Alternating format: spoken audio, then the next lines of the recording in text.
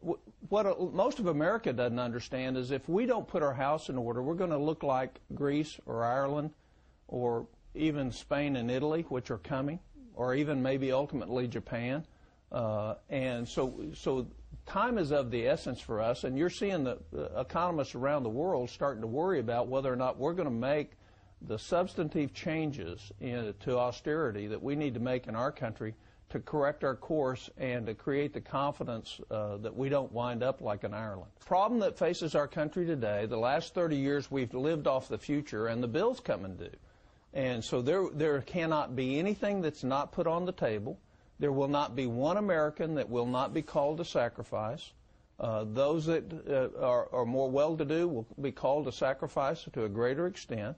But the fact is if we all want a success for our future, for our kids, and we want to see a renewal in America's productivity and growth, we're going to have to make sacrifices. And both Republican and Democratic administrations have refused to do that.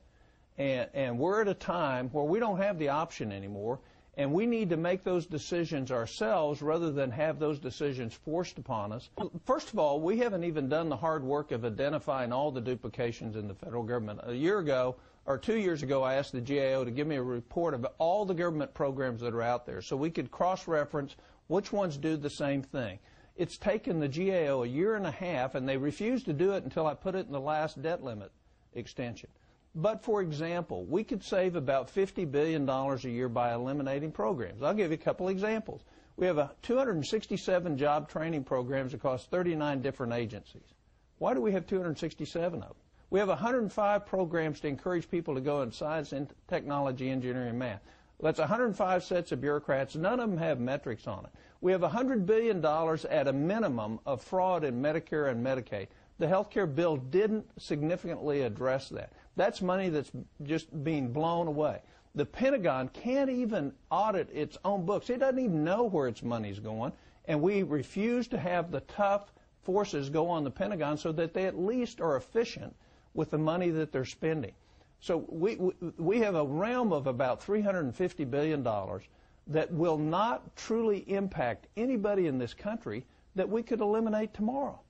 Some economists say that if we cut spending, it'll hurt our recovery. Well, we just set up about $1 trillion to be spent in the economy over the next few years in terms of the stimulus. So I think there's no problem that we could cut $100 or $200 billion and start making a down payment and come to an agreement. Yeah, I think within 3 to 4 years, if we have not done the critical changes that we have to make, I think the confidence in our economy and in our currency will be undermined significantly. And that may scare some folks. It's not intended to. But the fact is we're living off our future, and everybody else in the world that's doing that today is getting punished. And what makes us think we can continue to do that? And so if we send a signal to the rest of the international financial community that we are going to start down a road to austerity, we're going to start living within our means, we're going to decrease our spending, we're going to look at what the true role of the federal government is and try to limit with our impact to that range, and we're going to eliminate programs that are not a priority. Chris, the issue is not whether government can do good things. It does great things. The question is what are the good things it can do and still afford to do it without doing significant harm? And what is happening in our country is we're not taking seriously the very real and urgent threat that will undermine the standard of living in this country. And I agree. I told you the other evening that if we didn't take some pain now, we're going to experience apocalyptic pain. And it's going to be out of our control. And the idea should be that we control it. I think you'll see a 15 to 18% unemployment rate. I think you'll see an 8 to 9% decline in GDP. I think you'll see the middle class just destroyed if we don't do this. And the people that it will harm the most will be the poorest of the poor, because we'll print money to try to debase our currency and get out of it. And what you'll see is hyperinflation. So we don't have a lot of options other than living within our means and sending the signal that creates confidence that we can repay our debt and that we're not going to debase our currency to do it. I don't care if you're rich or poor, liberal or conservative. If we don't fix the problems in front of us, everybody's going to pay a significant price.